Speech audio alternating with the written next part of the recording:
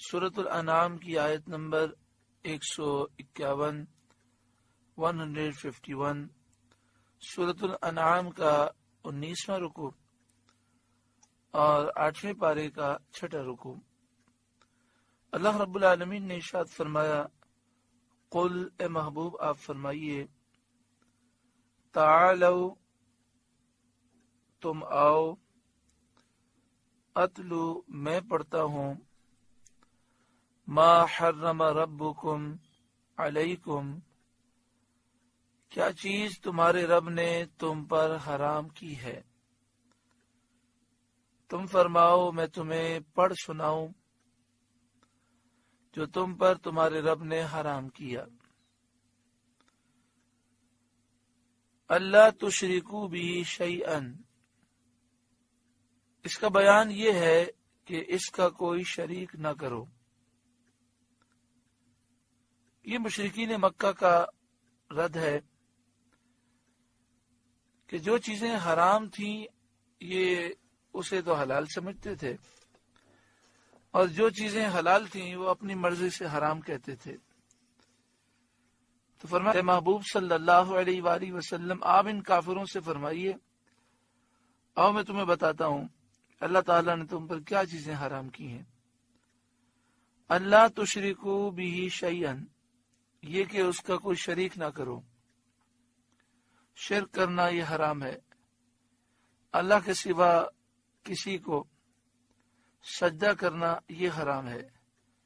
اگر عبادت کی نیت سے سجدہ ہے تو ایسا شخص مشرک ہے، کافر ہے، اور کسی کی تعظیم میں سجدہ کرے تو اللہ کے سوا تعظیمی سجدہ یہ نبی اکرم صلی اللہ علیہ وآلہ وسلم کی امت میں حرام ہے۔ پچھلی شریعتوں میں جائز تھا، اب اللہ کے سوا کسی اور کو سجدہ کرنا حرام ہے۔ تعظیمی سجدہ ہو یہ بھی حرام ہے، اور عبادت کی نیت سے سجدہ ہو تو یہ شرک اور کفر ہے۔ اللہ کے سوا کسی کو خدا سمجھنا، الہ سمجھنا، معبود سمجھنا، کسی کی پوجا کرنا یہ شرک ہے اور یہ حرام ہے۔ اللہ کا کسی کو بیٹا سمجھنا، بیٹی سمجھنا، بیوی سمجھنا یہ شرک ہے اور یہ حرام ہے۔ مشرکین مکہ اپنی مرضی سے بہت ساری چیزوں کو حرام کہتے تھے۔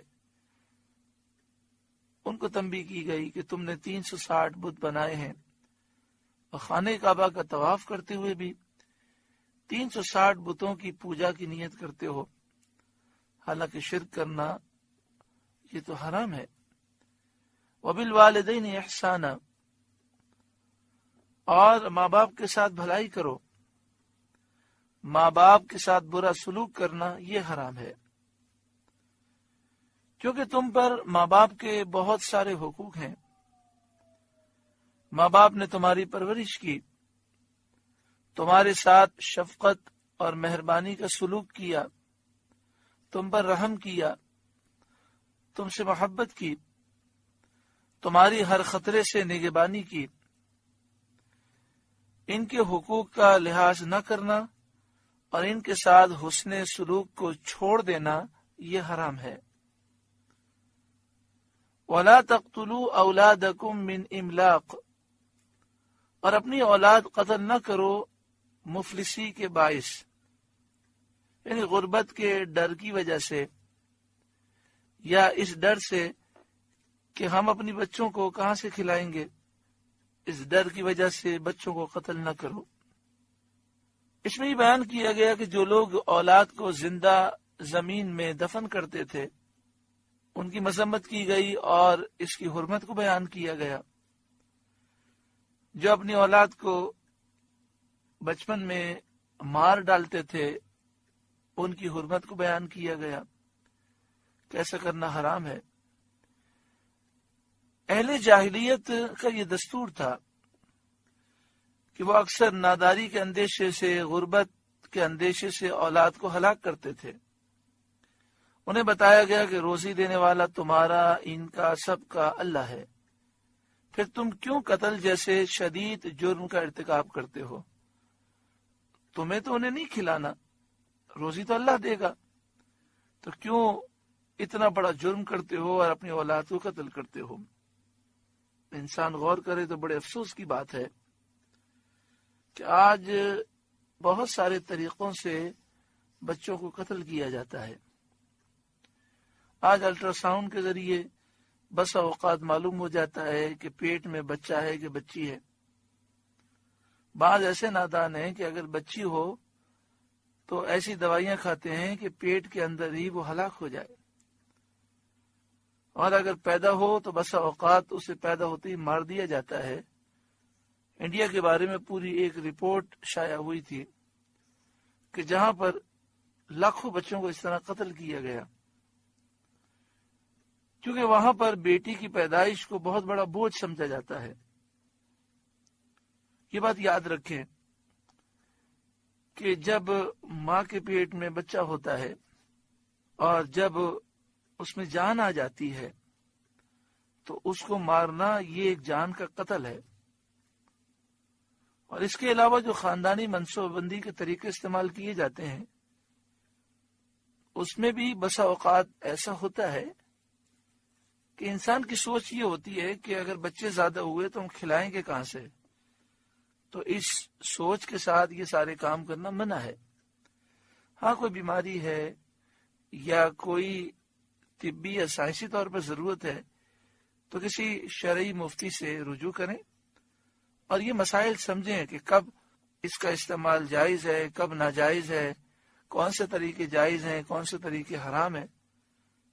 وَلَا تَقْتُلُوا أَوْلَادَكُمْ مِنْ إِمْلَاقٍ، اور اپنی اولاد قتل نہ کرو مفلسی کے باعث۔ نَحْنُ نَرْزُقُكُمْ وَإِيَّاهُمْ، ہم تمہیں اور انہیں سب کو روزی دیں گے۔ وَلَا تَقْرَبُوا الْفَوَاحِشَ مَا ظَهَرَ مِنْهَا وَمَا بَطَنَ، اور بے حیائیوں کے پاس نہ جاؤ جو ان میں کھلی ہیں اور جو چھپی ہیں۔ وَلَا تَقْرَبُوا الْفَوَاحِشَ، بے حیائی کے قریب بھی نہ جاؤ، یعنی بے حیائی سے دور رہو۔ بے حیائی کا ارتکاب بھی منع ہے اور اس کے قریب جانا بھی منع ہے۔ ہر وہ کام جس میں خطرہ یہ ہو کہ اب ہم بے حیائی میں مبتلا ہو جائیں گے اس کام سے دور ہو جائیں۔ جن کے گھروں میں ٹی وی ہے، جو کمپیوٹر استعمال کرتے ہیں، جو نیٹ استعمال کرتے ہیں، جو موبائل میں جن کے نیٹ ہے، فیس بک ہے، واٹس ایپ ہے اور دیگر ذرائع ہیں، وہ خود اپنے دل سے پوچھیں کہ کیا ایسا تو نہیں کہ وہ بے حیائی کے قریب پہنچ چکے ہیں، اور بسا اوقات نہ چاہتے ہوئے بھی بدنگاہی ہو جاتی ہے، نامحرم عورتوں پر نگاہ پڑ جاتی ہے یا گندی تصویریں بسا اوقات آ جاتی ہیں، تو اگر بے حیائی کے قریب گئے ہیں تو اپنے آپ کو تباہی کے قریب ہم نے پہنچا دیا ہے۔ اب ہر انسان کو یہ معلوم ہے کہ اس سے بچنے کا طریقہ کیا ہے۔ وَلَا تَقْرَبُوا الْفَوَاحِشَ، بے حیائیوں کے پاس نہ جاؤ۔ مَا ظَهَرَ مِنْهَا، جو بے حیائی ان میں سے کھلی ہے، ظاہر ہے، اس کے قریب بھی نہ جاؤ۔ وَمَا بَطَن، اور جو چھپی ہوئی ہے اس کے قریب بھی نہ جاؤ۔